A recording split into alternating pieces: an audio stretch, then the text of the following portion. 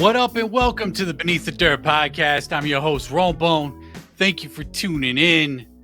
This week, we got a very special guest. I know I've been saying it every week, but it fucking rings true every week. This guy right here was legit the first YouTuber podcaster to hit me up when I first started doing this. He was the first dude to hit me up saying, yo, I like what you do. I've checked out your videos, and, you know, just showing that love, that genuine love, had me participate in the Juggalo takeover on Carnival Spirits. We got the homie BstMstR in the building. What's good, homie? What up, motherfuckers? How you doing, Rombone? I'm good. How you doing in your spaceship over there? I'm fucking chilling like a supervillain. Fuck yeah, you got the supervillain shirt and everything. I seriously, am new to the whole green screen game. Sorry, I don't mean to break the fourth wall or nothing, but I have to make sure my shirt has no green in it. Otherwise, Right. I'd be repping that yum flower. But hell yeah, man. Nah, it's I'm glad you're on the show. When you had the 10 years of Carnival Spirits a few weeks back, maybe a month back. Yeah, it was December. It was December, man. Okay. We hit our 10-year anniversary as a YouTube channel, and so we had like a big live stream celebration. We got a whole video of testimonials. Y'all see that shit drop on Juggalo Day this year. It's like a half an hour long. It's all you guys sending us video clips, and we put it all together as a montage. You guys are the shit. Hell yeah. And I hopped on that stream for a brief moment, told you I wanted to get you on the show, and now we're here. And I'm glad you're here, man. I appreciate it. Like I said, you were one of the first dudes to show me love. I'll never forget that. And yeah, man, it's dope to have you here. We haven't done a show where we're just shooting the shit. You know, last time I had you on, I think what did we do? The breakdown of the Dark Lotus albums? Yeah, we did a discography breakdown for Dark Lotus, and that was years ago. I mean, that was a lot of fun, but it's been a minute. Yeah, that was a couple years ago. And yeah, that was fun. I was actually listening to Opaque Brotherhood the other day, man. That's a good album. I love agree, that, bro. That just brings me back to we were talking pre-show, working overnight. I was actually working overnight shift when that album came out, and just bumping that shit in my headphones while at work. You know, such a dope album. And then it was like finally Dark Lotus settled into Dark Lotus. You know what I mean? Like, first album, they had Mars, kicked Mars out, brought in ABK, which was a little weird. And Black Rain had ABK, and then Opaque Brotherhood, no ABK. But it felt like, okay, this is Lotus right here. They gave him a track. You know what I mean? Like it was almost like an honorary guest feature, ABK on one song, right? That was the Mud, Air, Water, Blood. Is that when they gave him the one track? Yeah. All right. So that's what I mean. Like they at least include him that way. Yeah. But you're right. Opaque Brotherhood, just 5 pedals. That's all you need. Right. Yeah. Trial and error, you figure it out. And the album was dope, man. I'm sure we already talked about this on that last episode that I was on with you. But that album was incredible. I think faith was dropping, and people were starting to doubt ICP in a first deck Joker's card era. Well, we didn't even know a second deck was coming at that point. That shit was kind of revealed and started to roll out at 2009. It's like sometimes you don't get that advance notice. Other times you get an announcement on something like a decade before it comes out, and so you're just anticipating something forever, or it comes out of nowhere. Right. Yeah. And then when a project drops, it either becomes an instant classic or it completely disbands immediately, like poof, gone. Yep. It's so true. It's so true. And Killjoy Club, no different really. I mean, and some people jump ship, some people pass away, but I'm just saying, like, cherish your super groups and your rappers, because nobody's here forever. Especially those that living dangerously, teetering on the edge of rock and roll. right. Rock and roll and Sex, drugs, and rock and roll. sex, drugs, and rock and roll. Exactly. I mean, nobody is safe. No. Feelings especially included. You know what I mean? Right.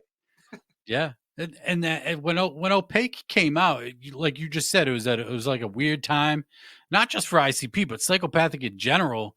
And then like Opaque came out. I think Clockwork Gray came out like around that time as well. That's why I fucking love Psychopathic so much, because the releases that they put out, it's the time. It's the soundtrack to my life. Clockwork Gray, Opaque Brotherhood, fucking bangers for that time. Yes. And that was the soundtrack of my life, Yeah, absolutely, dude. Like, and it was like the revival. And you said like when they brought back the Dark Carnival Returns with Bang Pow Boom, and it was like, where was that first announced? Where it was like the Dark Carnival Returns? What booklet was that? Oh God, if it was a booklet, I remember seeing a little advert for it in fucking one of the albums. I can't remember, but the return to the Dark Carnival and the return to the second deck in and of itself was inevitable, because they obviously like to present something. I say ICP, ICP, Violent J, Shaggy Two Dope, they kind of have a legacy of building anticipation. They're not exactly replicating every single stick and move that they've done in the past, but they definitely do have their habits, their tendencies, their promotional. They know that they can hold their cards close to their chest when they want to, and they always have a plan, whether it's for everyone's best interest or not. A good example is like when that video for "I Hate Her to Death" like leaked early on iTunes or something, and they were like, "Oh, this throws off our whole campaign. We were gonna dole it out," and it's like that, because that's what they do. Even if they don't tell us, even if they don't come out and say, "Listen, Juggalos, we have this plan," they have a fucking plan. They're always working behind the scenes, and so whether or not you got your nose sticking underneath the curtain, trying to figure things out beforehand, trying to get the skinny and, the situation and the scuttlebutt and advanced information, whatever it is, all plans are subject to change, even after projects are finished. You know what I mean? So, right. I Hate Her to Death. That video, one of my favorite ICP videos. That video was so good. It was. It's like the production value on videos like that, like Mighty Death Pop, they just really went all out, right? I mean, all those videos, like the albums, all those different versions. The content, it's like 4 albums worth of music, but that's kind of what they do. I mean, there's always like 2 to 3 to 4 albums worth of music per era, right? Whether it takes a long time or not for them to dole it out, they're hardworking, they're churning out the music, and I'm sure they're keeping tracks held back for future forgotten freshnesses. I mean, like I said, formulas, man. Right. It's all part of a master plan. Yep. I would like to see supervillains reunite, though. We had that one track a few years ago with Ricochet. Yeah. Right? Was it Ricochet? Well, yeah, it's like when they announced like a reunion or something, they came together and did The Gathering a few years ago, pre-pandemic. I was there. That's where I got this shirt, because they weren't selling this shirt back then. I mean, but I got homies. My best friend has supervillains tattooed on his hand. You know what I mean? Because he was quick with that shit. Because that was awesome. I mean, it is awesome, but it's also just kind of like a timestamp in that history. So they bring it back. They're going to do it again. That's all about Jay and Esham deciding that they want to work together or not. The right time, it's got to be like the right timing. And that performance at the Gathering, like I watched it online. I wasn't at the Gathering, but like that's the way I wish it would have been done the first time around. The ski mask and shit, like Right. all blacked out, not super cartoony. Well, who Like, knows what they would have done if they had actually, like, you know, put out some sort of promotional, you know what I mean? Because the rug got ripped out from under our feet in terms of that project. It fell apart very quickly. I mean, I bought my copy the day it was released. A lot of times, because buying CDs meant release dates, record stores, you know, maybe a midnight release, the midnight prior to the, you know what I mean? So you're out there at fucking right, 8 p.m. in line to buy a fucking piece of plastic. Where right. now it's just kind of like fucking, zipped right. I get text messages from ICP letting me know that shit is going down. You know what I mean? It's a weird world, but Yeah, yeah. Like, and I'm talking about the fucking, the automated text messages. I don't actually get text messages from ICP. I'm not that guy. right. Yeah, I mean, I pre-save albums on my phone. I wake up in the morning, it's like, your album is ready, and it's like, all right, fucking let's listen to it. So you actually do digital purchases for music, I don't do purchases, but but you can set. I didn't know that. Well, first of all, I've heard you say that Amazon Music, is it Amazon that has a superior quality sound to it? That that's was a what while ago. I remember hearing you say that. that's what I've heard. That's what I've heard. But Apple Music, which is what I use, just last year incorporated lossless music, which equivalates to listening to a CD. Isn't that kind of what that thing? Remember Tom Petty, rest in peace. Before he passed away, he was promoting some sort of new MP3. It might have been called like Title or something. Oh, the streaming service Title? I guess, or something like it, Yeah. where he was saying that the audio quality is superior, more like it's supposed to be. Basically, when Tom Petty tells you that you're listening to music through shit speakers, through a shit platform and a small resolution, inferior sound quality, but then you got to sign up for like a. So I'm just saying, it was an infomercial, okay? Right. Right. And he was right, because Tidal was I'm pretty sure Tidal was the first one where they offered lossless music, where you could listen to music the way you would buy it on a CD. And eventually Spotify and Apple Music. Apple Music took the longest, but I'm so glad they finally got it, because That's what's up. now I still buy CDs, but I don't have to rip my CDs anymore because they have the lossless music. So I just buy the CD, look at the booklet while I'm listening to it through my Apple Music, so I'm still getting that experience. But like the actual CD, I don't even remember the last time I played a CD. Well, If I'm it in the ain't, same boat. Yeah, this is a 21st century problems, right? Still holding on to old media. I just recently relocated, and when I went through my stuff, I had to reconcile with my desire or need to hold on to like many cassette tapes, VHS tapes. I actually started collecting vinyl now. I got a little vinyl collection, a little growing vinyl collection, and then the CDs, man. Like I had thousands of CDs. I say had because I actually tossed a bunch of them. I just assessed the collection, and I decided, like, do I want to hold on to this? Is there sentimental value? Because I can go play it on Spotify immediately, right? So I just yeah, got rid of like hundreds of CDs and really just kept the gems, the right. unique, the collector's items, and like basically all the CDs from my favorite bands. But obviously, when you grow up listening to music in the 80s and 90s, like you were buying albums based off of a single. You like a song, you hear it on MTV, you actually bought the fucking album if you didn't buy the single. So the collection was big, a lot of stuff from the 90s and early 2000s, and, very eclectic, like, artists that I didn't continue to follow their careers, but I bought that fucking album. Right. Right. And possibly that CD has just the one song that you like on it and Yeah. nothing else. Or maybe two or three. I mean, there's always deep cuts, and obviously if I didn't like an album, I wouldn't have even kept it. But I just decided I didn't need to have this physical collection anymore. And well, I mean, my collection has dwindled. So now it's like I kept everything psychopathic, and I kept my underground collection because that is unique. You Yeah, can't go out into stores and find some of these artists' albums. I mean, some of these artists don't even fucking have these albums available to sell themselves because they were out of their trunk, you know. Like, and right. I got those. I got the ill underground collection still. You know, keep all my Motley Crue and Ozzy CDs. What the fuck you talking about? Like, Yeah. Right.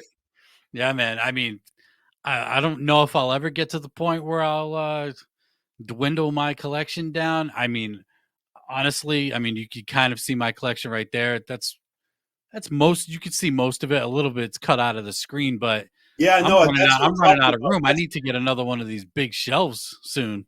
I'm running That's out of room. massive. It's awesome. Fuck yeah, I take great pride in my collection, man. It's just I come down here in my little man cave and I just look at the shit and I'll just pull out a random CD and just look at it, go through the booklet, like you know. It's funny because I just recently filled a new closet with all my art, with all my T-shirts from all the gatherings and shows and tours, and all the great artwork. Um, and I have them all set up where it's kind of like your CD wall, because you can fold up a T-shirt and kind of have it like a bookshelf. And then I Yeah, got another one on top, another one on top, three shirts. So I have a whole wall of T-shirts, just like that wall of CDs. that's I'm like, fire. all right, let me pick supervillains off the T-shirt shelf. That's dope. I have not a big collection of t-shirts because I just started kind of collecting t-shirts, but I only buy t-shirts like at shows just so I can like have something from that show, a keepsake from that show, or if like they put out a design that I've always wanted and they re-release that design and it's like, all right, I'm gonna buy that shit. You know what I mean? I do know what you mean. That I'm in the same boat. It's just being a juggalo for 25 years. It's been that many shows, and Yeah. so I actually that's why I kept them too, because same reason as keeping special CDs. Like, these shows are great memories for me. The shirt itself, I don't even fit all of them. Right. Because Right. it's been a long 25 years of following Psychopathic and all these other artists, and going to these events all over the world, um, and then keeping these mementos. So I've actually kept the wristband that you get at a show Okay. for every show I've ever been to, Damn. going all the way back to 1996. Damn. Yeah, yeah. Like my very first rock and roll concert, was Red Hot Chili Peppers in '96. It was that One Hot Minute tour. And Okay. you know, I mean, I've been to some shows. I'm just saying that was my first like major concert, Yep. no adult supervision, Yep. I'm Right. a teenager. Um, it might have been '95, you know. Yeah, someone that sounds yeah, that album came out around then. Actually, it had to have been '95, or well, regardless, it's like I caught the concert bug. I became a concert junkie early. It didn't feel like it because I knew other people that were going to shows. I remember when kids at my high school all went to the Tom Petty Wildflowers, Tom Petty and the Heartbreakers tour, and then David Bowie and Nine Inch Nails did a tour, and you see kids walking around the hallways wearing those fucking tour shirts, and I got so jealous. Yeah. I wanted to go to a concert, right? Yeah, man. I remember yeah. I remember like middle school, my first concert, Pantera, White Zombie, Deftones. And then going to school the next day with a fucking fresh ass Great Southern Trendkill tour shirt. Like, yeah, I Yeah, was at that show last night. You no know? doubt, no doubt. I went to Norway when I was a kid, 1995. So then maybe it was '96, but I just happened to be in the capital of Norway, Oslo. Okay, and there was a music festival going down, like tons of artists, Neil Young, Bjork, but they were headlining different nights, shit like that. But opening up for Neil Young was Rage Against the Machine, What the and I fuck? was there, in so I just went. I bought a ticket. I went, and I saw Rage Against the Machine on an island in Norway, where the whole island was just filled with Vikings, just bald-headed, 7-foot tall Norwegian. I got right up front. I snapped a bunch of pictures with a disposable camera. The whole place became a mosh pit, and I just kind of like backed up to the back of the crowd and just basically blew my mind, you know. And then like a year later, saw my first ICP show, solidified it, you know, just Yeah. go to like 20 shows a year for like 20 years. Fucking crazy. I'm not a concert junkie like that, but I mean, I definitely love me some live shows for sure. Mm. Ozfest, you know, I've been thinking about Ozzy a lot lately just because of his health issues they announced. And there was like this new new bio about him, like the 9 lives of Ozzy Osbourne. And That guy got way more than 9 lives. yeah, right.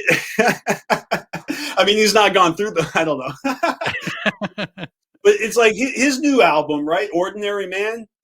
He's got that song with Elton John. You know, there's a couple of really good songs on there. Mike Sears knows what I'm talking about. He's a fan. I love talking about metal with him.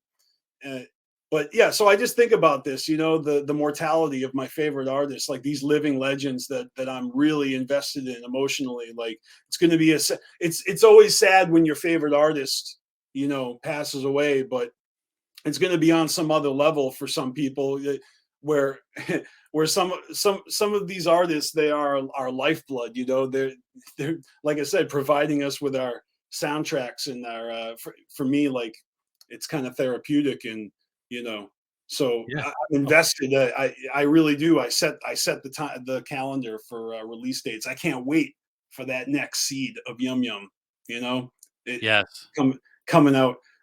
Maybe it's out now by the time you're watching this. Like It's already out and we've been jamming it a couple weeks. Mhm. That's what I'm saying. That's what I'm saying. But yeah, you speak of mortality, like we got a real dose of that with Violent J announcing that at the gathering last year. And that was like I said this on my podcast, like it was like a holy shit moment of like, oh yeah, this guy's fucking human. This guy's he's just a regular guy. Like he's just like the rest of us, you know what I mean? Like he could not be here tomorrow, you know what I Yeah. mean? And it was like, you know, that realization of appreciate what you got now. You know what I mean? I do. I love those gathering moments where they open up and share, you know, because a lot of times they do keep quiet, and then they just spill the beans. And you know, sometimes Jay comes out and he's like, yeah, let me tell you about this fucking car accident I was in. Like, and you find out like, oh damn, Jay almost died last April or something like that. Like Right. you just never know. Like, you know, that shit happens all the time. I've had brushes with death. You know, Yes. I can tell you there were times when I almost fucking, you know, met my maker. Like it's crazy because nobody's promised tomorrow. But anyways, I digress. You know, Jay's announcement about his health, it definitely is an eye opener because you know we're not that much older than us. I mean, No. I you know, a lot of people look at ICP like I guess like how I look at Motley Crue, like they're a whole generation or something ahead of them, and you know, but I mean, these guys dropped out of high school to do their thing. Like they were young, they were kids, you know, little entrepreneurs. Like basically, the reason that I am so inspired by them is because they do have this fucking drive. You know, they had this air about them of do or die. You know, their you know, their hustle is kind of inspiring. You know, you As, see it as, in every other underground artist. You can tell who's inspired by that hustle. yeah. As Jay would put it, as he put it in his book a bunch of times, failure is not an option. Yeah. It still rings true to this day. Like dude's pushing 50, fucking grinding his ass off. Both of them. So if you know, if health issues require a slowdown, right? Or what did he say, that they don't recommend that he loses his breath? You know, Right. So whatever that means, that he has to, slow it down. Maybe everyone takes it for granted. I think we all do, For but sure. how hard you have to work in order to tour. I mean, I'm just saying the toll that it takes on your body. So a 50-something-year-old man who's been doing it for 30 years straight, and then before that with all the independent wrestling, it's not like his body was like, clean slate. Let's test myself. You know what I mean? He's been And then the wrestling while touring, like yeah, they Great put Malenko, themselves through the Jekyll ringer. Brothers era, they were wrestling and touring at the same time. There is almost like a supernatural quality to their stickativity, for a lack of a better word. I'm always pulling out $20 words or making up words, but I'm just saying, like Jay will fall off stage, fucking break his neck, just take a bunch of pain pills and go on and continue to perform and shit. I'm talking about like 2001 Gathering, or 2002. Like, I'm just saying, like, shit like that happens. Shaggy fucking gets neck casts from breaking his spine wrestling, and they mend up and they get back on. Look, these guys don't give a fuck. You know what I mean? Like, they're entertainers. Like Mick Foley status. Yeah. Like putting their bodies through the ringer. Yeah, man.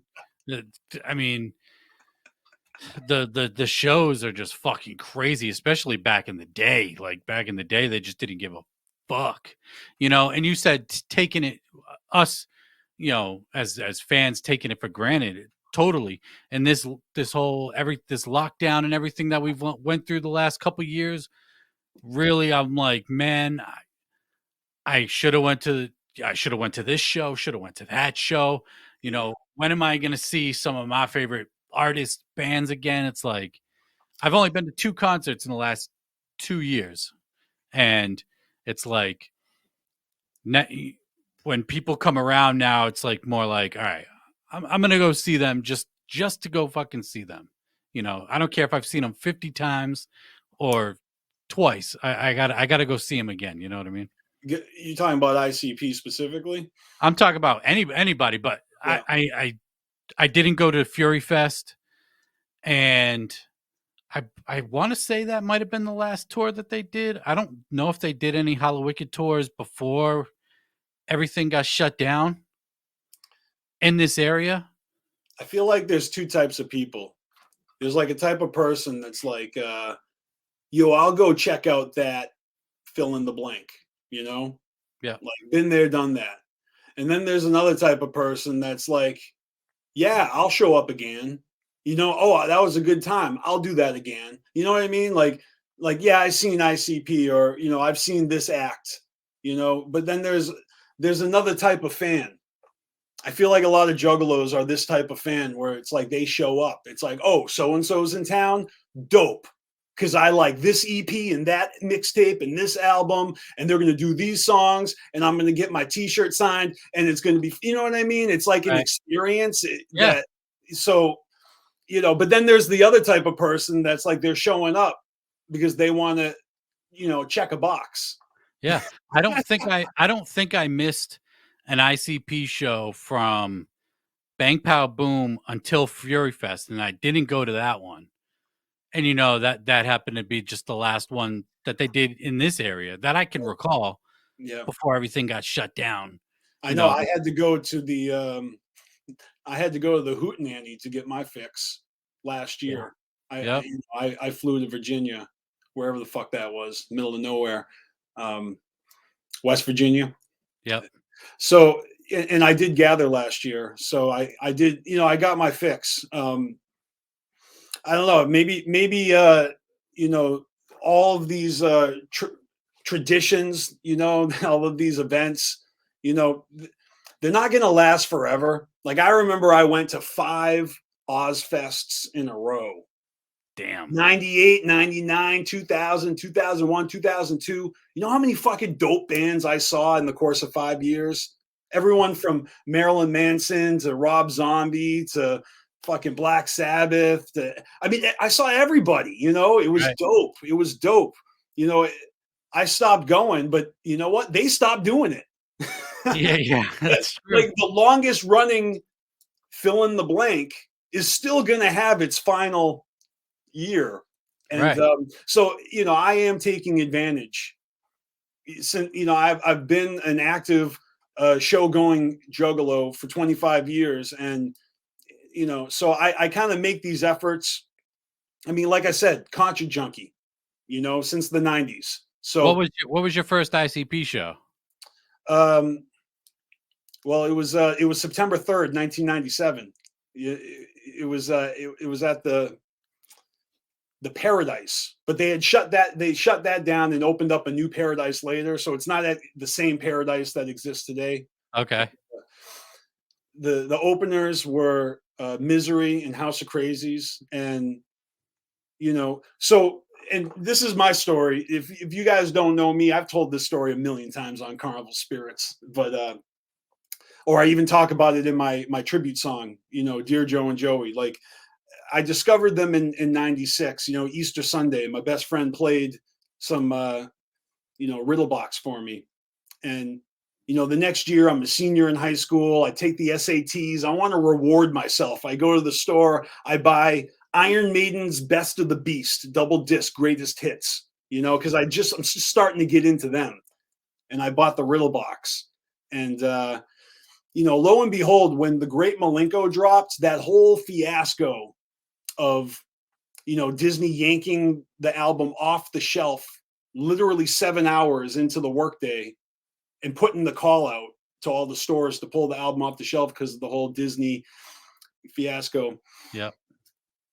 My best friend and I were at the record store. We were at Newbury Comics with CDs in hand, right? They were in the new release section. And we're walking around the store, probably spending a good 10, 15 minutes as you do in a record store. Yes. When we come back up to the front, the new release section was fucking empty of all ICP albums because they got the call to yank. But we were in the store and we had our copies in hand and we bought them after the rest were yanked off the shelf. It's like, oh, you guys got your copies before we yanked them. Fucking like meant to be, you know what I mean? Because we were a little confused, but then, a day or two later, MTV is reporting, Kurt Loder's talking about it. We're like, holy fuck. That's why all those CDs disappeared off the shelf while we were walking around.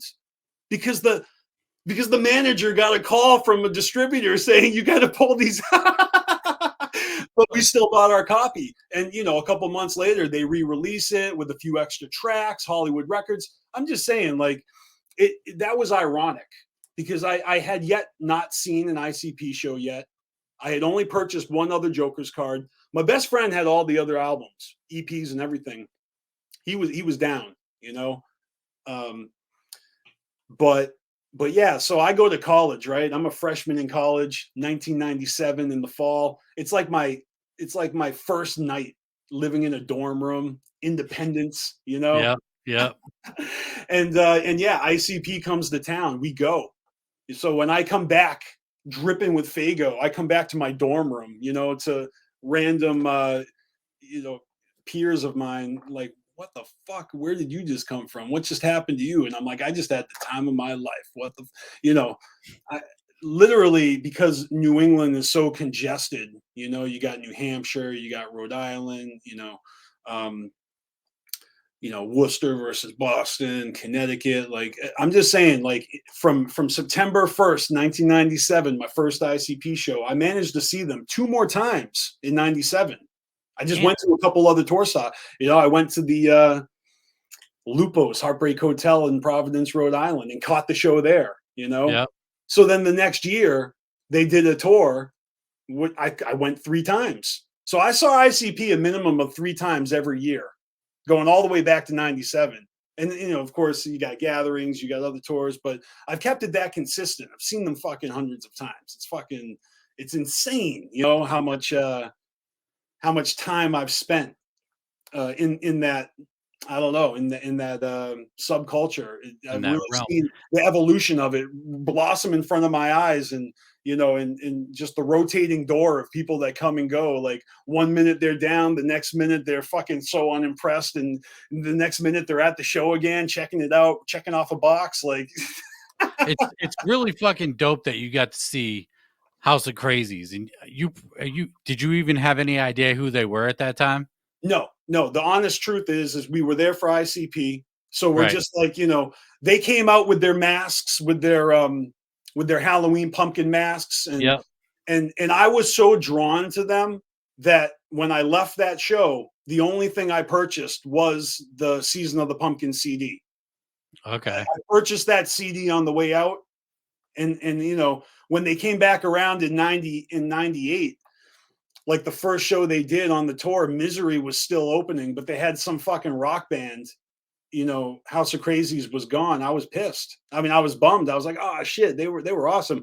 But like just 2 shows later, Twisted was debuted. They started touring as Twisted, and so I was there for the inception of Twisted. I've told them a couple of times because I've met Twisted numerous times. I think the last time I seen them was New Year's Evil 5 in Ohio, so that was years ago. Well, actually, that was their very first live performance after leaving Psychopathic was that night. They went out and did their New Year's Evil 5 show. I was in Oh, attendance. okay. I did the VIP. I was up on stage with my flute of Fago, for the Love Don't Live Here Anymore. That was the grand Yeah, finale. yeah. Um, and back then it was all love, and I really did have a great time fucking following Twisted's career.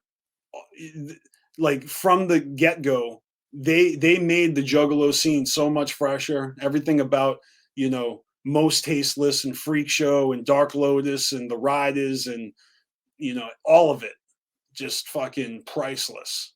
Yeah, Priceless. man. I The can only thing remember. that we should have gotten that superheroes. No, I'm just kidding. Shit, that would have been fucking fresh. But I can remember going online, at a friend's house or something, going on like fucking Malenko 500 or something. Remember, all these old websites, and like seeing or hearing about Dark Lotus, and you'd be like, 1 minute it's Misery, Twisted, and ICP. 1 minute it's just ICP, Twisted. Then Esham's in the group at one point. It's like, what's this Dark Lotus shit all about? And even And it's back then, very before even Echo Side came out. mhm, the, even back then, the album drops, and then one of the members gets excommunicated, and they yank him off and re-release the revised, revisited ABK version of Dark Lotus. Even back then, that was like a sign of the times. That nothing is sacred.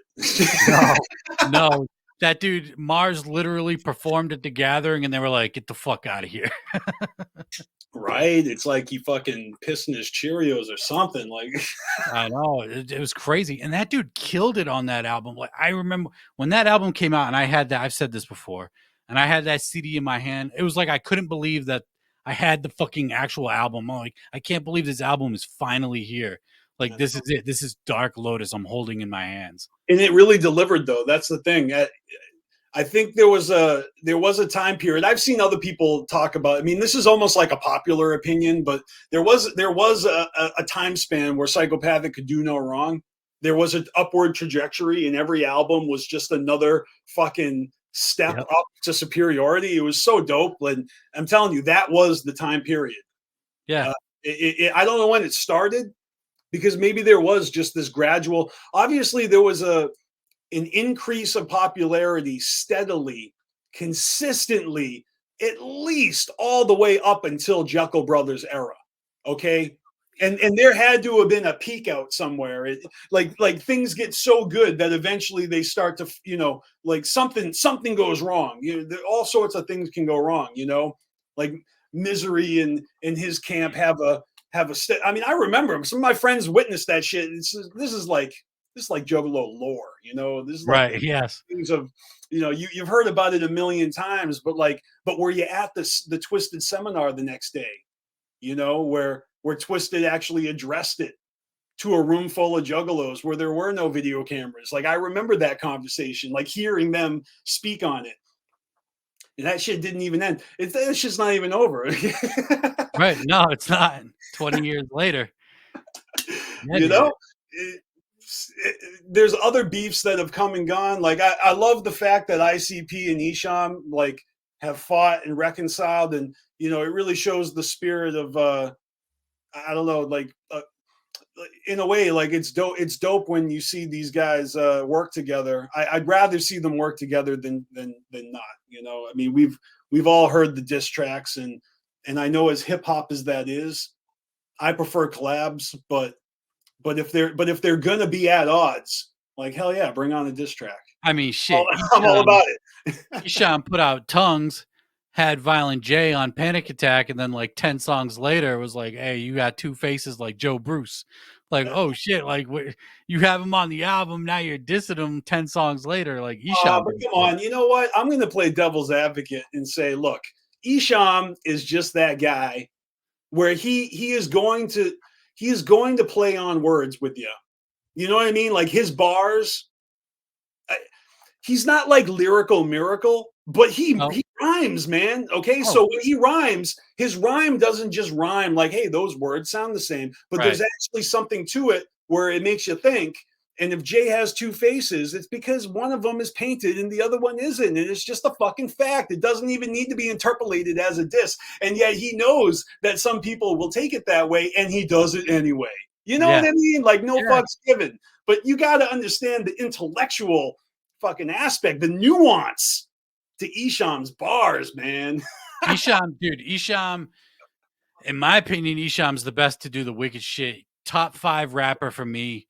I love Esham. Esham is like, he's just that guy for me, man.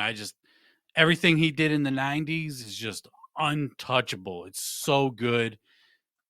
Just his production, all that shit, man. I love me some Esham. He's like a Renaissance man. Like he does it all, and he's done it all on his own and held his own. And who can blame a motherfucker for having a few mini meltdowns, a few public, Britney Spears moments? You know what I mean? We're all human. Yeah. I like to see Esham when he's grinding, putting out music. I've enjoyed all the releases he's put out for a while now. I think everything past the DMT sessions I've liked. I don't know. I mean, the Scribble, that was dope. Yep. I'm a fan of Psyops. I've only bumped it a couple of times, but like when I bumped it, there were no tracks that I was like, ew, skip. I really fucking dug it all. I did.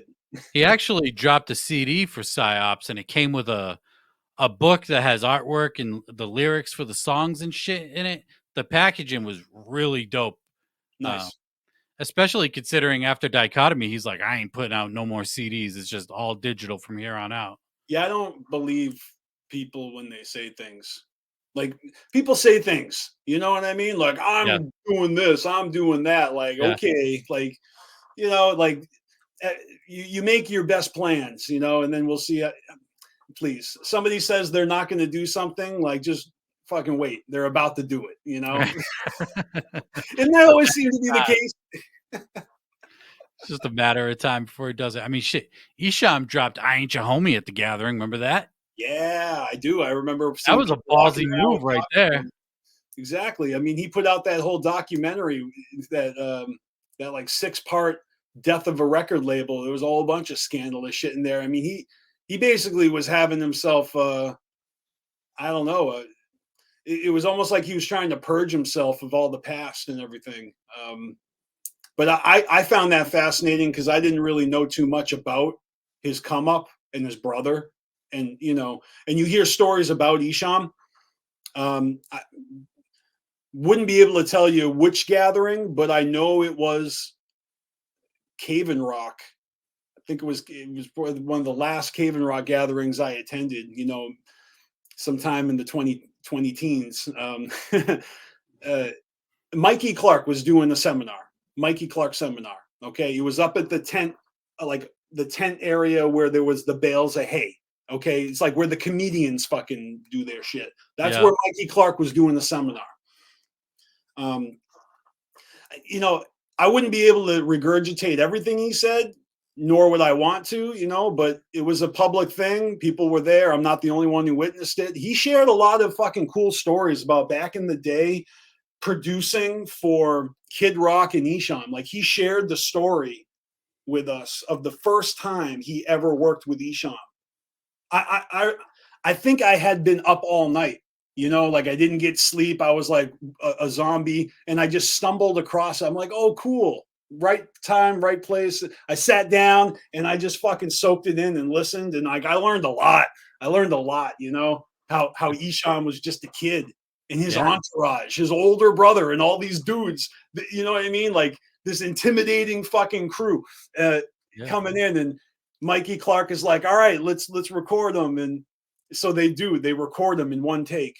And then he's like, all right, let's do another take, so I can, you Right. know, and they're like, what the fuck are you talking about? I'm paraphrasing, but they're like, what do you mean? He already did it perfectly. You're just trying to double your money. Like they bet there was a pushback because Right. in their eyes, fucking this kid's a one-hit wonder, like a one-take fucking dude. Right. And he is, but he coerced them, or explained to them, look, I just give me another take and then I'm going to do my magic. And I think he had to squeeze like 2 more takes out of them to do the effect Yes. that he did to make Esham sound the way he did on Boomin Words. Holy shit, man. Whatever he did and whatever he had to do, like it was funny the way he explained it. Like he That's felt fucking intimidated, like not on some Suge Knight shit, but right. maybe a little. Like That's super dope, man. To hear shit like that, like I never heard that. Um, heard about that. I didn't even know Mikey Clark had a seminar yeah, ever. neither did I. Like I said, I stumbled across it. It was just like, oh, dope. Like I need to sit down anyway. Yeah, Let me because pull I up a bale remember of hay. I have all the OG pressings of all Esham's albums, Mhm. and Boomer. I'm pretty sure it's Boomer Words, Homie Don't Play, and Erotic Poetry. Mikey Clark is like listed as an engineer or some shit on those albums. So I man, I He wish I would have heard those stories. And I remember Esham saying a few years ago that he did the album in like a day or some shit like that. Like, yeah, like one take. was it one take? Yeah, well, that's what Mikey Clark said. He just fucking he was like a phenom. That's insane. That's fucking crazy. But He was yeah, like so 15 let's years circle back. old. I gotta circle back. What are we talking about Esham for? Because he's kind of like the goat, like, and for all his qualities, for better or for worse, like his legacy is fucking unfuckwithable. I don't recall ever seeing Esham tour back in the day. Like I always felt like he obviously didn't have connections or the means or whatever, but like eventually when he started doing shows, and then he would come around to Massachusetts, mid 2000s, whatever. You do a Yeah. show, my friends would be the local openers. So you know what I mean? So it's like a lot of these shows I talk about going to, there's that other element to it where now you got, the local scene and the local support, and and everybody's got a hand in hip hop, and I just remember like some Esham shows being like dead, empty. Like Yeah.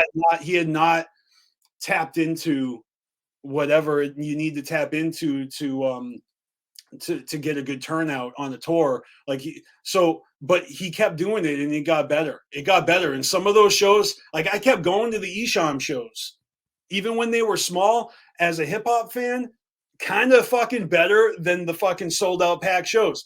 Cause it's like you're getting it's like your birthday party.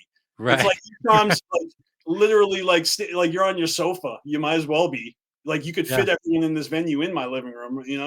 Did you go to the Esham show at the Palladium upstairs Palladium probably 7, 8 years ago? It was just him, and then there was a few local openers, but that was my favorite Esham show. Well, you just described so many of them. Like you'd have to tell me the name of it.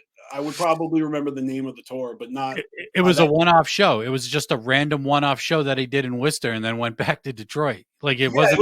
it was probably my friends that fucking booked, and you know what I mean. Like that's what I'm saying. Like people will book shows. They'll pay the fucking headliner to come in from out of state to fucking be the headliner to draw the Yeah. crowd, but the whole fucking opening lineup is actually who's putting the show together. You know what I mean? Right. Like Right. that's what I'm saying. Like, and I'm turning up. I'm buying the ticket from my homies that to see an Esham show, and also my homies if I'm there in time. And I got to meet Esham at that show at the merch booth. Like just so chill, so cool. Yeah. Just meeting I everybody, shaking everybody's hands, autographing their shit. I definitely think I know which one you're talking about actually, because I got a picture with him, and it was a few years ago, and you're right, it was really intimate. He was being really generous with his time, hanging out by the merch booth and talking to everybody. Yep. And sometimes this happens where you see an artist walking around the venue and everyone's like fucking looking at him but staying clear. Like I just, and then I'm always with someone who don't give a fuck. Like I remember my homie Matt was like, "Yo, look, there's Mastermind over there," or something like that. And then he goes over and gives him props, daps, whatever. We walk away, and then all of a sudden, people just start fucking coming out of nowhere because they're like, "Oh, look, Someone broke the ice. that dude went and talked to him. I'm going to go to and talk to him now." And it's like opens the floodgates, and all of a sudden, he's got this little fucking crowd around him. You know what I mean? So dope. Yeah. Someone's got to break the ice. Who's going to do it? Yeah. It's always my homie who don't give a fuck. He's like, he's like a huge Nodis fan, like one of my best friends is like a huge suicidalist. Some of my old school Juggalo friends, they discovered ICP and Esham kind of simultaneously. Like sometimes they discovered like Closed Casket first and then Riddle Bot. You know what I mean? It's like these albums really kind of defined the generation in the wicked shit. So yeah. I remember hearing Esham on Taste and Chop Chop, and I remember going to Strawberries at the time, and I'm like, I wonder if there's any Esham records, and they just happened to have Closed Casket on cassette. They didn't even have it on CD, but it was on cassette. I was like, I have to have it. I was like, he killed those two verses. I've never heard anything else he did, and dude, Closed Casket is like just such an amazing album. His features on the ICP's albums are my introduction, of course, as with many people. But how could you not love Esham? Getting more pussy than Belle Biv DeVoe. I know that's Kid Rock, but I just think about both those guys and how they were featured on these early albums, as like That was Esham's line. That was Esham's line. Was that Esham's line? Getting more pussy than Belle Biv DeVoe. Yeah, I just think about Kid Rock and Esham and ICP all coming from the same area, and then Eminem and how they all fucked with each other or didn't, and the just the story that has played out over time, and you can kind of like follow that story through interviews, like you go on to Howard Stern one year, or Esham was on one of Kid Rock's earlier albums. Were they actually on an album together? That I have never heard. Where is the Kid Rock Esham track? I want to hear that. It is on YouTube. Okay. That is something I never even fathomed. Are you kidding me? Yeah, it's on one of his early albums, like early on one morning. of Kid Rock's early albums. Some shit. Huh? On one of Kid Rock's early albums? Yeah. Okay, that's the thing, is that I'm a big fan of Esham. I've heard all his shit. I don't think I've ever listened to an entire Kid Rock album except for the one with Cowboy. That's the only fucking Kid Rock album I ever fucking listened to from beginning. And I love that song "Welcome to the Party." But that's I'm not familiar, other than "I Am the Bull God" and then the other hits that he had. Wow. Yeah, I've never listened to Kid Rock. Not a fan. Well, when he had that breakout, I'm a cowboy, baby. There is a track on there called "Welcome to the Party" that's fucking dope. I don't know who that female MC is on that track, but she's dope too. And I like female MCs, man. I think girls are killing it in hip hop lately. Have you heard Tech Nine's newest album, Asinine? Well, yeah, that's not new, but yeah, I heard that. Yeah, not new, but his newest album, most recent. Yeah, I heard it. Snow the Product. That girl, she is fucking amazing on the microphone. That girl just kills every feature I've ever heard her do. Just murders shit. Yeah, I'm not really following her too closely, but anytime there's a new, you're right, she does a lot of features. She's always showing up in my Spotify new releases. It's always a feature, I haven't seen her drop an actual album or anything in a while, but she works. She puts in work. Yeah, I'm not familiar with her, like her stuff that she puts out on her her own, but anytime I hear her like featured on somebody's song, it's like she absolutely killed that verse on that new Tech album. Like just murdered that shit. I loved That's it. got to be that's got to be goals for, because to make it on a Tech album, like I know a lot of people have done it, because it's, especially since he had a whole string of collabo albums specifically for that. But doing a song with Tech Nine is like a badge of honor. Yeah, and that's the second song she did with Tech. Oh, nice, good for She her. was on she was on So Dope. I can't remember the album. I just talked about this on another episode, but it was either like Special Effects or something else. I can't remember which album it was, but yeah, she fucking kills shit, man. Tech knows how to pick good features for his albums. I'm probably not a good person to talk about Tech with, because I don't really follow Tech. I don't really follow Tech Nine. You've seen Tech live though. Many times, many That times. dude puts on a fucking crazy show. Yeah, but like as a concert junkie, you know, there are certain live shows that are just so good that no matter what they do as an artist moving forward, no matter how, like, I don't mean that Tech's music isn't what it used to be. I'm not saying that, but hypothetically, you could release fucking mediocre albums, your solid fan base that shows up for your shows enjoy, because you have the ability to fucking pound out a set of your eclectic life body of work. And you got your, like, I think about Ozzy Osbourne and all the music he's put out. What songs you're going to hear live, what Right. songs you're not going to hear live, and Right. and you go to hear those songs, maybe Yeah. one from the new record, but so Yeah. look, Tech Nine shows are impeccable, I'll give you that. And Yeah. and he could he could release shit for music and still put on a dope show, because he has just, that's all ironed out. You know what I mean? That's a whole part of the business.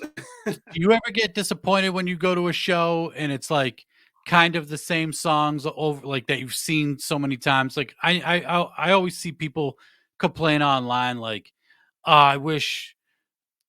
I'm trying to think of like a obscure song from like ICP or some shit, like Amy's in the Attic. I don't think I've ever seen them play Amy's in the Attic. People want to see it, but it's like, would that translate live? Like Everybody Rise, you know what I mean? Where just the crowd goes fucking crazy for. I mean, when I have a favorite song, hearing that song live, it excites me. I think everyone feels that way. You hear a rare song that's never been performed before, or rarely, or Yeah. maybe at like a Hallowicked or a Juggalo Day, they'll bust out a song that they've never done, or something they haven't done since yada yada tour. I personally, I think I said this a little while ago. I feel like there's two types of people: person that doesn't like to see the same thing over and over again, and will just show up to check a box, and it's like, been there, done that. Yeah.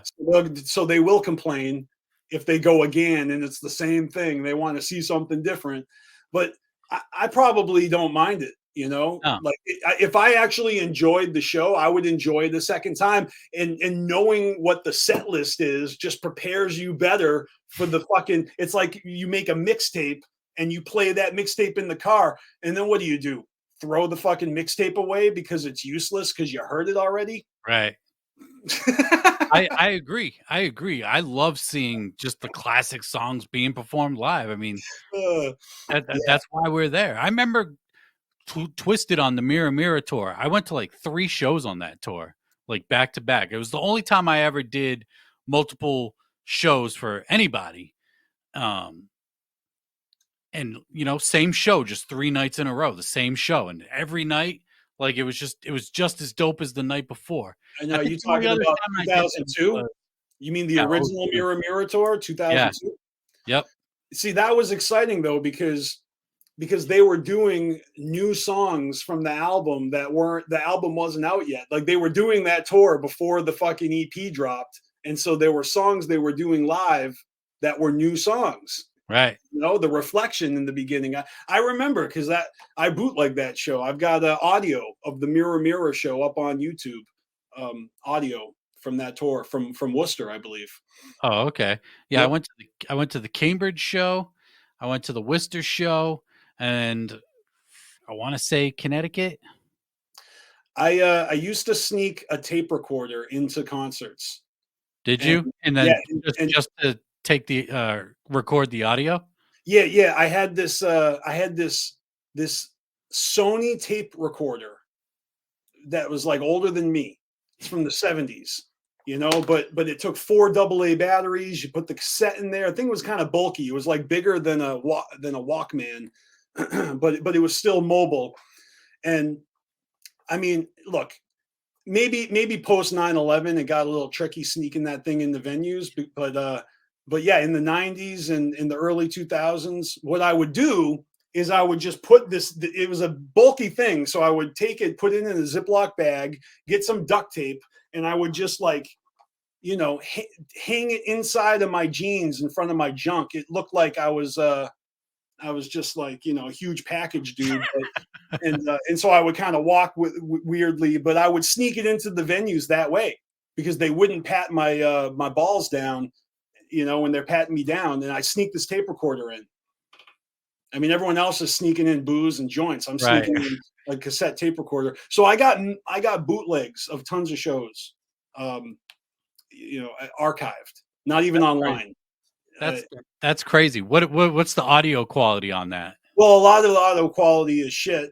Some of them, like, some of these amphitheaters, Great Woods, whatever the fuck they call that now, I was Yeah. able to like stand like right in front of the speaker, so I actually got decent quality. You can hear the murmurs of the crowd around, but it's a bootleg, Right. um, other shows, I'm getting roughed up in a pit, or the chatter in the crowd's too loud versus the music, or the audio quality sucks, or my AA batteries are dying, and so it's faltering. There's a whole spectrum of quality, okay, but a couple of them actually came out really good. I got a whole fucking Bob Dylan show from 2000 that is impeccable, but I can't do anything with it. I actually tried to put it on YouTube, and Bob Dylan's people got the whole channel fucking deleted. Damn. You know what I mean? Like you can't upload Bob Dylan music. No. So count your blessings if you're like an underground fan posting your favorite band's music, because not everyone will let you do it. Bob No. Dylan will not. No. Dude, I can remember going to like flea markets and then going up to like Hampton Beach, and people selling like these bootleg live recordings of bands. And it's like, how the fuck do people get this shit? And I guess you Well, just take a tape recorder in and do it. some of them are actually paying off the soundboard guy, and they're getting, so sometimes you can get a bootleg that's straight from the uh, you know like a good quality, like all the Right. instrumentations into the microphones, and then you get a copy of that. But if you're like me, this is like the equivalent of someone holding a camcorder in the movie theater, and you see the heads in the foreground, like Mystery Science Theater, 2000. Yep. My bootlegs are raw, like you're That's in the like crowd, you experience. I have the Twisted Mystery Show when they performed Most Tasteless front to back for the first time on DVD. I just I found it on eBay for like $10, and I was like, "Yep."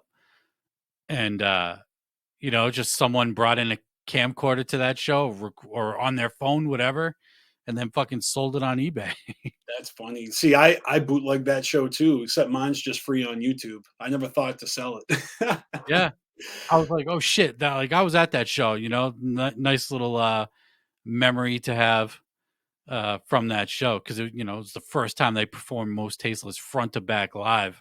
Yeah, and it was a surprise. They didn't announce it ahead of time, right? Yeah, that was Yeah. fucking Well, crazy. I remember being at that show. That was a fun time.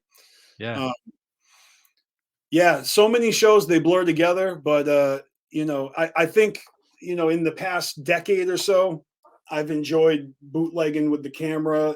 Getting. I've always been a bootlegger, I suppose, or maybe I just appreciate the shit that I like archiving it, and it's always been just a hobby of mine. My other YouTube channel, my personal channel, BstMstR was here. It's like the elephant graveyard of concert footage. I just dump it all up on there, and it's like a scrapbook. That's the. I'm gonna have to check that out. I didn't even know that was a thing. It is. It is. And I've had it forever. I don't talk about it. I don't promote it. Right. I just let it sit there, and you know, people fucking subscribe. But like I said, it's like a journal, like a video journal. Yeah. How do I you still like? have footage. Yeah. How do you like? How do you like concerts where bands are performing their albums? Because we're at a point where the shit that we grew up, like these classic albums, they're going out and performing these albums live. I think it's fucking awesome. Just going to a show knowing that they're just gonna play this one album, no other songs. Maybe if they come out for an encore or some shit, Mhm. you know that you're gonna see this one album. I think it's dope. Uh, I love when bands do that. I've seen many bands do that, not just juggalo Right? artists. So it's like a treat, Yeah. if you're not into that album, you're not into that band. I don't know why you're there, but the times that I haven't really had a chance to see a lot of those shows have always been like Juggalo weekends or something. I had never had a chance to do that before. I remember hearing about these album performances, and I mean, what they took the Riddlebox on tour, they took Great Malenko on tour. When they did Hell's Pit at the Gathering, that was dope. Obviously, Wizard of the Hood was an experience of a lifetime, and um, so yeah, I'm a huge fan of that. You kidding me? When they do a whole album front to back, Fuck super yeah. dope, super dope. Other bands I've seen do that. I seen 311 play the Blue album front to back. I seen Iron Oh Maiden. man, I fucking love 311. I would have loved to see that. Really, you do? I feel like sometimes 311 is that band that like people either hate them or love them or don't understand them. Yep. Yeah. Nah, I love 311, man. I've seen them live a couple times. I would have loved to see the Blue album live, man. I fucking yeah, Well, man. they in the pandemic they started doing album performances, live streams, Yep. and I didn't even that you had to pay to see them, and Yep. then you could rewatch them a couple times, and then they disappear. I didn't do any of them, but I follow them on social media, so I saw them promoting it, and I remember when they started promoting Sound System, and I was like, oh shit. I really would like to see them play that from beginning to end. I love that album. That is a That pivotal like 311 now. That is almost like my favorite 311 album, except that's hard to say. It's like Joker's cards, like they're all special. yeah. I was just gonna say that. I was gonna be like Sound System might be my favorite, but it's like, I don't know, man. Blue album's really good. Transistors fucking amazing. Yeah. Yeah. So 311, another example of why I'm a concert junkie, back in 97 when I saw ICP for the first time, that same year, I saw 311 for the first time. I saw Mhm. Motley Crue for the first time. And I swear I just started going to see these bands. Like it opened up a world to me where now I was aware they're on my radar. I'm tracking my favorite bands, waiting for them to come around, setting writing down on the calendar, lining up at Ticketmaster at 5 in the morning for the doors to open, Yep. or standing outside of Strawberries Right. on a Tuesday or Yep. whatever fucking it used to be. Yep. Yep. Absolutely. you Do you, know, you remember WAF, right? oh sure, were they the ones that did the? No, I'm thinking of WBCN. Never mind. But yeah, of course I remember them. Yeah. Did you ever go to their little festival shows that they did up at in Worcester on Green Hill Park, the local bazooka shows? No. No, oh man, local bazooka was the shit back in the Well, day. I That's where don't. I saw Limp Bizkit there for the first time. I saw Stained, System of a Down, Slipknot, fucking Primus. Like saw a whole bunch of bands up at local bazooka that AAF did. Man, that That's shit was dope. I definitely seen all those bands, but like I said, I went to 5 Ozfests in a row, so that's where I got my medal. yeah. Ozfest provided me with all the metal I could ever ask for. I saw bands I didn't even know who I was seeing. and then years later they would emerge to like last the test of time. You know what I mean? And Right. there's like 80 bands on the bill. I remember one year I went to Rock the Bells because La Coca Nostra and Tech Nine were on there. Oh yeah, that's Necro was right. on there. Atmosphere was on. Or no, Sage Francis. All these are like all this hip hop that I listen to. And it's like, oh, you go to a festival and then you just see everyone and it's fucking dope, I remember that shit. I remember thinking, oh shit, La Coca Nostra and Tech Nine are fucking doing this fucking show. That's crazy. I almost wore an Uncle Howie shirt tonight. Hell yeah. I don't know. That's useless information from BstMstR, but I was like, what am I going to wear for the Beneath the Shirt podcast? And I'm like, ooh, Uncle Howie. And it was like, no, wait, supervillains. Rest in peace, Uncle Howie. Ill Bill's one of my favorites. I love Ill Bill, man. We got a lot in common music wise, I feel, because if you like 311, you like Ill Bill. I'm just saying, you like ICP. That alone is enough of a wide cast net. Like I can tell that just based off of those styles of music, like so many bands. Your wall back there is probably peppered with all my favorites and things I've never You even might be able to see it like right there is the What's Wrong with Bill box set right there. Nice. Fucking, I just got that a few months ago. It's so dope, man. I love that album. You probably your audience knows, but let me ask you: how do you feel about Necro? Are you a Necro fan as well? I like his older stuff better. Like I Need Drugs. I think his best album is the Prefix for Death. Do you ever think it's funny how like the I Need Drugs song, isn't that like a parody of I Need Love? Isn't that an LL Cool J parody? Yeah, it is. And he uses like the same cadence and everything. He just replaced. It's all about drugs instead. Yeah, I mean, no one told me that. It's like I just stumble across old hip hop and I'm like, oh, wait a minute.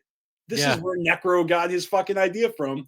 It's brilliant. Like, yeah, that's classic Necro right there. I mean, Gory Days, his second album's really good too. Gory Days is totally a play of words off of fucking Bruce Springsteen's Glory Days.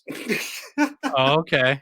I mean, there's always like a reference to something, like I don't know. And Necro's a huge metalhead too. Mm-hmm.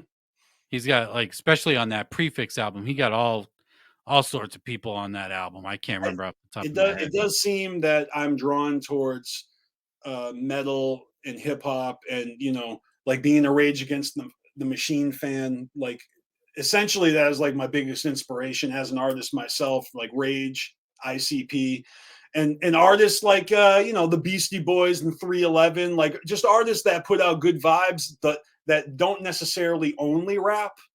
Because you heard the instrumentation, the instrumental elements of the Beastie Boys, on Check Your Head and Hello Nasty. Sometimes they're jamming out with the bongo drums and the bass guitar. I mean, come on, man! Like, music is beautiful. Like, these guys are brilliant. Yeah, man. Doing all sorts of crazy shit. And the remixes. So they're putting out remixes of songs. God damn, I love music. It's that's why your podcast is so fire, man, because there really is this humanity that is a shared experience through music. Absolutely, man. I don't know where I would be without music. Straight the fuck up. I have no idea, man. Music in general has just gotten me through so much shit. It's literally therapy. Depending on my mood, I can listen to some shit and just get it, get whatever's in me out. Just listening to a specific band, a specific song.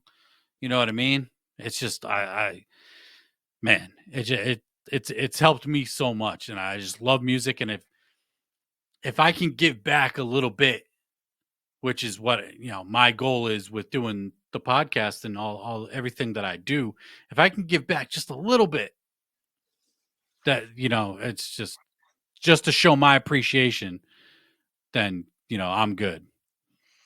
Well, you're doing a good job. You've given back quite a bit. the updates that you do on social media, keeping people posted on releases and stuff is kind of cool. I mean, one could argue that you're like a one-man Fago lovers Yeah. because they may have a website and all, but they're not necessarily updating in real time, and so it's maybe they're archiving things versus like breaking news. Right. I seen posts from juggalos in my feed. That's who I get my information from the actual juggalos, from the community. Like if I'm not getting a text message from someone telling, like seriously, I just look at my DMs every day. And that's how I get updated on stuff. I don't go to websites. Or Right. I just look through my feed and there's like 3 or 4 people all posting the same thing, like things I need to know. Yep. Yeah. It's dope when you see some shit like when Yum Yum was first revealed, and you go on your timeline and it's fucking 20 posts in a row, and that's all you fucking see is Yum Yeah. Yum being revealed. Yeah, I like that shit. Of course, being on Carnival Spirits for the past decade has given me that outlet, to talk about and celebrate that shit. And I would define Carnival Spirits as like an unofficial street team, like on a digital level, because you know that's really all it is connecting and podcasting or vlogging, about Juggalo shit. Um, but I think after 25 years being down with the clown, it has become such a monster where I personally am not interested in like everything under the big top. So and they're merchandising for everybody. Obviously they're selling things that aren't meant for you and me. Right. Oh, They're for sure. Yeah. so, my point is that not everything is for everyone, and I personally like how they've kind of given us this carnival of different vibes and different looks and different, because when you go out to a show and you see everybody representing, like that's half the fucking show right there, is just the freak show that is the audience, Yeah. and the The pageantry that they bring with the face paint and the get-ups. It's not even just like a dope jersey that's obscure from the Psychopathic Museum or some shit. Like a lot of this stuff is custom, and yeah, so these homemade. juggalos that are, like you got your Mikey Bone Road design your shirt. I bought that shit. I got myself a Beneath the Dirt T-shirt because I'm a huge fan of Mikey Bone Road, and and so I was like, oh hell yeah, look at this. I'm gonna rep both of them in one shirt. This is fucking awesome. That dude's artwork is fucking wild. Like when he just be posting up on Instagram, that dude be posting some crazy shit, and it's fucking dope. It's Hey, so dope. I'll show you something kind of cool. It's actually right here on my wall. Back in 2009, before Mikey Bone Road went digital, I commissioned a piece from him, and this is actually the real artwork, pen and ink that he Oh, did that's for me. fucking dope. Um, so it's like a rhino rat fink, but this was meant to be the album cover for my anthology. Like basically all my like my hits that were never hits. My forgotten Yeah. freshness. It's like this Yeah, double yeah, disc yeah. of music. This is the artwork for that. That's dope, man. He's a fucking killer artist, man. I mean, his detail that he puts into shit, that shit is so fresh. So I had Dude, to show you that, man. hell yeah. Yeah, when I just woke up one day and he fucking tagged me in a post. He's like, did this just for fun or whatever. I was like, yo, this is so fucking sick, man. I never thought I'd ever have anybody like drawing, essentially what is, a take on me, the headset, my Mhm. glasses and shit. It's so fresh. Yeah, his visual interpretation is impeccable, man. Like seriously, props to him. He's killing it. Killing Absolutely. it. Fucking I'm a huge fan of all the artwork in the scene. Shout out to Dead Canvas and all the individual artists, all the painters and designers, and especially the rappers out there that are doing both. It's really cool. There's a lot of creativity out there. Oh, for sure. It's cool to have everything under within the scene, all these people doing all this dope shit. I'm thinking of like super famous fun time guys, you know, and Yeah, Mr. Eight Legs. yeah, you know, like because someone like that who's like rapping and he's also like very well known for his visual talents. Yeah. Um, He did the 20th anniversary Hollow-Wicked cover. That shit, the Mr. Rotten Treats, that shit is fire. yeah. So dope. So you know that's kind of what keeps me invested is I follow all of these smaller entities in the scene. You know, I follow all of these artists. You know, I personally like I'm such a huge supporter of that shit. I'm always trying to rep. You know, if they put out a dope shirt, I'll try to buy one. You know, and support them like that. Shout out to Lakeland Lunacy, who's always killing I it with see I artwork. see I see you guys, the Carnival Spirits, always posting that dude's artwork. That dude has fucking dope artwork too. I mean, he technically is a part of the Carnival Spirits. Okay. He's not a podcaster, but he's a part of the crew. You know. Yeah.